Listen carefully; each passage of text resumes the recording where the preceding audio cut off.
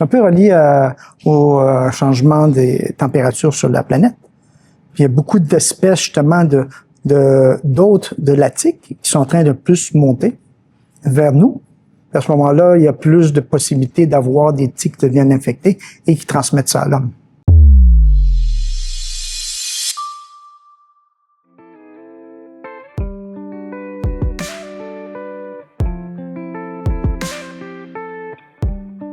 La parasitologie, en fait, c'est l'étude des parasites. Les parasites, ce sont des bébites qui rentrent chez l'hôte, nous humains, ça s'appelle un animal, et qui vont se multiplier à l'intérieur, qui vont essayer de séjourner beaucoup plus longtemps en déviant le système immunitaire. Et en même temps, ça peut causer aussi des signes cliniques font que les l'hôte peut être malade. Les parasites, ce qu'on dit, c'est comme un bébite qui trouve son condo et qui ne devrait plus sortir. Le but, la plupart des gens, c'est quand même la recherche fondamentale pour comprendre les mécanismes, comment les parasites réussissent à, en fin de compte, s'échapper de notre réponse immunitaire. Et le but, en bout de ligne, c'est vraiment que les découvertes qu'on fait vont paver le chemin pour la découverte potentiellement de vaccins, de nouvelles drogues, de diagnostics. J'étais élevé dans un village où je voyais les gens qui étaient tellement malades. Et j'en prenais un exemple comme ma mère qui était aveugle, complètement, qui ne voyait plus. Et c'était causé par un parasite. Donc là, ça m'a tellement fasciné. J'ai commencé à aimer et à comprendre mieux comment on peut trouver une méthode de diagnostic beaucoup plus précoce pour les aider. Comment on peut trouver un remède, un médicament beaucoup plus effectif et accessible aussi. On peut rencontrer des parasites dans plusieurs occasions. La première, c'est l'eau.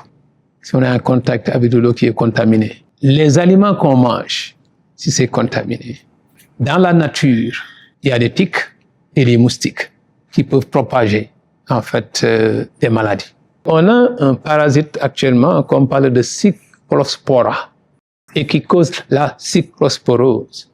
Ça a donné une éclosion, que ce soit aux États-Unis ou bien au Québec. Souvent, les gens pensent que ce sont nos aliments d'ici, mais ce sont les aliments qui ont été importés du Sud et qui causent cette maladie.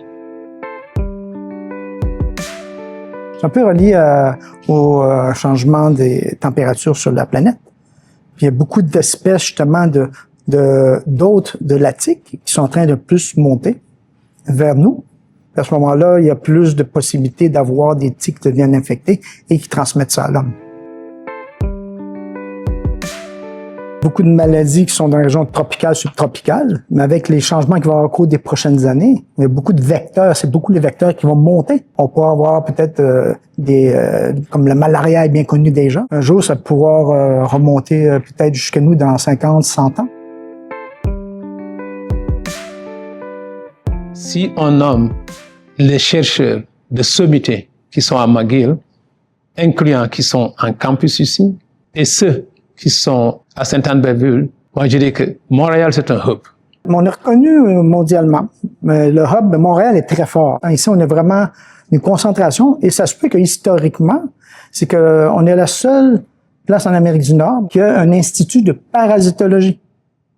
Ça, c'est à McGill, à McDonald College, dans le West Island. Et on a aussi à Québec un excellent groupe là-bas, qui, je dirais, c'est avec nécessairement frappé, c'est les deux autres hubs de parasitologie qui fait que Québec est très fort.